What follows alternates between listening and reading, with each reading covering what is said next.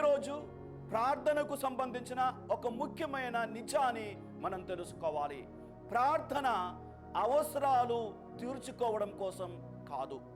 ప్రార్థనను అవసరాలతో పోల్చుకొని అర్థం చేసుకుంటే రెండు పొరపాట్లు జరుగుతాయి.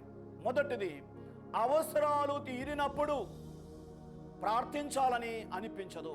నాకు అవసరాలు లేవు కాబట్టి నేను ప్రార్థించడం లేదు అని నేను అనుకోవచ్చు. రెండవది, అవసరాలు తీరనప్పుడు కూడా నేను ఎంత ప్రార్థించినా నా అవసరాలు మాత్రం తీరట్లేదు కాబట్టి ప్రార్థించిన లాభం లేదు అని నేను ఆలోచించవచ్చు. కాబట్టి ప్రార్థన యొక్క ఉద్దేశము అవసరాలు తీరడం కాదు అని మనం అర్థం చేసుకోవాలి.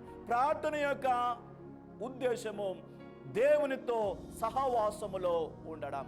ఈ యొక్క విషయాన్ని తెలుసుకోవడానికి యేసు ప్రభు జీవితాన్ని పరిశీలిస్తే సరిపోతుంది. యేసు ప్రభువు ఈ లోకానికి వచ్చి మనిషిగా జీవించినప్పుడు దేవుడై ఉండి కూడా చాలా సార్లు ప్రార్థించారు. మనకున్నటువంటి అవసరాలు యేసు ప్రభువునకు లేవు. యేసు ప్రభువునకు సమస్యలు లేవు, రోగాలు లేవు, అప్పుల బాధలు లేవు, ఇంటి సమస్యలు లేవు.